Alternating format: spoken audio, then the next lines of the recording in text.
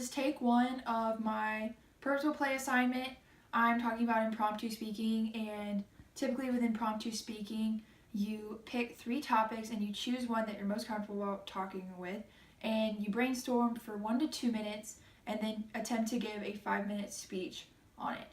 So this is my first attempt. So I'm going to pick 3 topics randomly. The first topic is team sports build strong individuals. Second one, children learn what they live with. And 3, what characteristics make an ideal hero and why? I think I'm going to do what characteristics make an ideal hero and why. So now that I have my topic, I'm going to try to brainstorm 3 main points that I can argue or talk about throughout this speech. So, what characteristics make an ideal hero and why? I think the first one is intelligence. I think to have a hero, they need to be smart. So I'm gonna go with intelligence.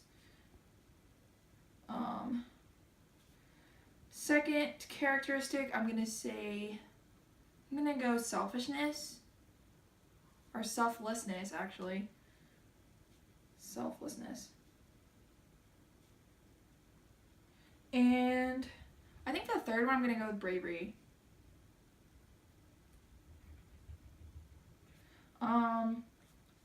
Typically this brainstorming can take longer depending on what topic, but with this one I think this is pretty straightforward.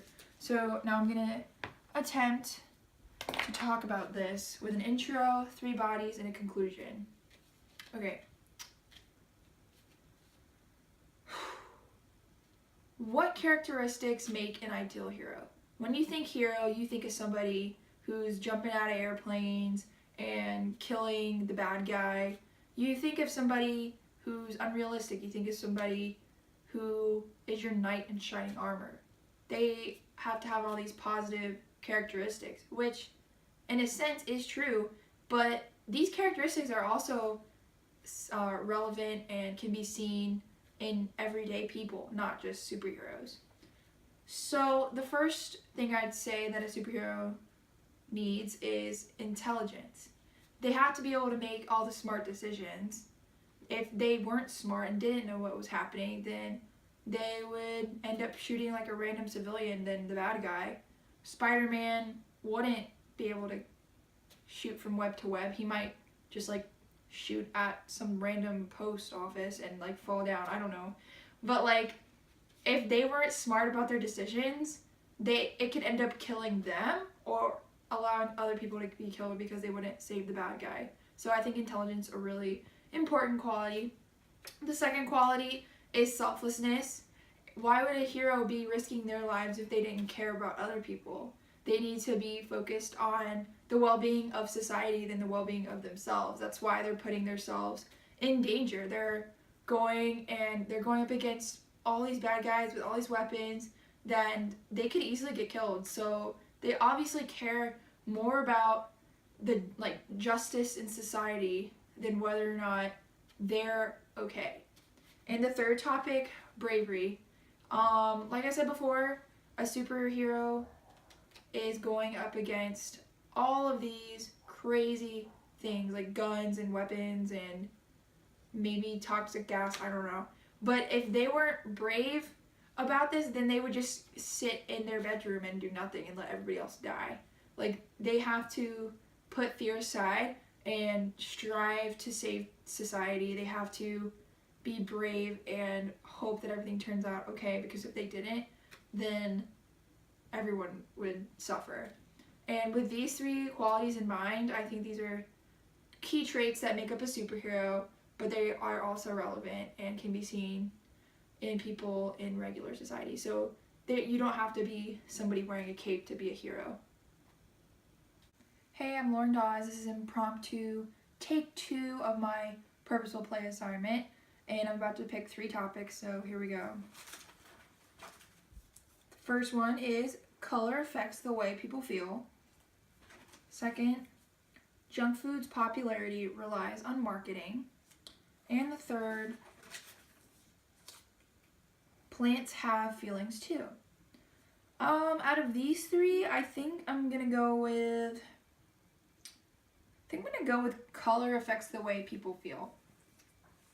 So now that I have my topic, I'm gonna try to brainstorm 3 ideas or 3 points to talk about. So color. I can talk about how stuff has different colors in school and like paper.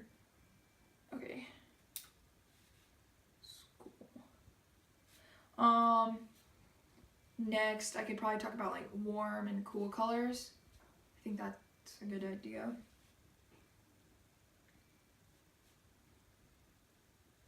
And lastly, I think I'm gonna try to bring up race. I think that's a good controversial topic that is talked about quite frequently. Alright, so now that I have my 3 topics, I think I'm going to try to give a speech about this. Okay. Color affects the way people feel. There are many things that can affect how someone feels. Typically, this is shown through verbal communication, such as words. The words that people say, they say that words don't hurt, but they do. And words are something that affect the way people feel. But something that's not brought up as much, but still has an effect on the way people feel, is color. And color is this nonverbal communication that can bring up emotions in people that they didn't think were possible, or they're there without really noticing it. So the first one that I'm going to talk about is school. The colors that are used in school are not by accident. It makes sense that most of the papers are white, because white, when you think of plain, you think of boring, but it's an important color. It's a serious color. That's why all your syllabuses are in white. That's why all your homeworks are in white. Most is in white because it is a serious color. But have you ever thought of maybe putting it in a different color? I remember I was taking a calculus test earlier this year, and my professor gave me the test in a green sheet of paper. I thought, green? That's kind of a weird color. And now that I realize now why he did this. It's because if you see a color that's like green or yellow or something that's more light, it made me less nervous about the test, because it was not this standard white. I took a second and I laughed and I was like, green, okay, I can do this, you know?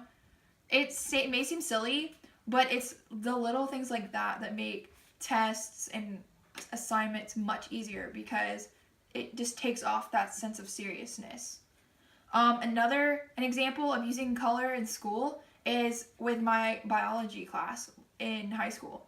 My teacher was super serious about colors, and she made every different section a different color. I remember cells was green, ecology was blue, and evolution was purple. It may seem kind of crazy, but it made it so much easier to remember what we were talking about, where my papers were, and I wasn't as stressed when I was looking for my homework because I knew what color it was. Another topic that has to do with color is warm and cool colors. These are things that are talked about quite frequently, and warm colors are colors such as red, orange, yellow, colors that make you feel warm, like the sun. And then cool colors are like blue, green, purple, like very light-ish colors, just colors that kind of remind you of the cold, like winter is like white and blue and all these lighter colors. And these colors invoke feelings in you, just like the weather. Just like I said with the sun. When the sun is out, it's yellow, and when you see a sunset, it's red, orange, and yellow, and it's warm. You feel warm, you're not cold. But when the sun isn't out, or the weather is cooler, like 20 or 30 degrees, you feel colder, and if you look out, the colors aren't there. Like the trees aren't there because they've all died, and all you see is tree leaves, and you can see snow, and you can see the blue sky and the dead grass. So the colors are seen all throughout nature, as well as in other forms. I remember in my high school orchestra class, we had to play a song for a group of people, and when we finished, we had to ask them how it made them feel. When the music got really deep and dark and loud, it made people feel that red, orange, yellow colors. They made them feel like harsh and darker tone, you know?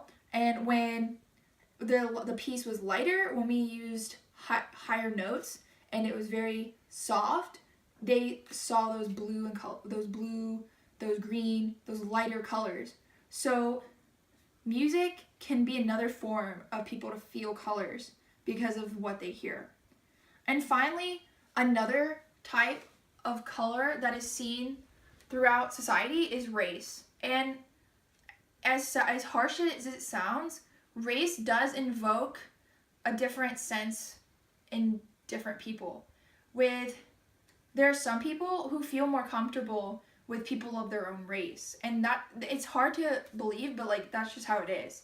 And there are other people who feel uncomfortable when they're around different races because they don't know how they relate to them, and they don't know what they can talk about because they just think of that as a difference. Can you imagine going into a room with you and then like a ton of other people that none of them share the same race as you? Yeah, it can seem kind of intimidating to figure out what to talk about because you may not know what their culture is all about, or you might not know something that's appropriate to bring up. So yes, I can see how race can make people feel uncomfortable when talking to others. And also, as controversial and political as it sounds, you can think about it as the whole police scandal. I mean, people say that like when there's crime on the streets, they automatically assume a certain race, and it makes them feel more uncomfortable. I know like some people will be walking down the street and they feel more uncomfortable if they see a black man walking by himself than if they saw a white man. It's just how it is. And so race is something that definitely invokes different emotions in people. And finally, to bring it all up, color, as simple as it may seem, it really does affect the way people behave and the way people think. I know words as well do make people feel a certain way, but color is just a really strong form of nonverbal communication that can make people feel a certain way even though they didn't think they could.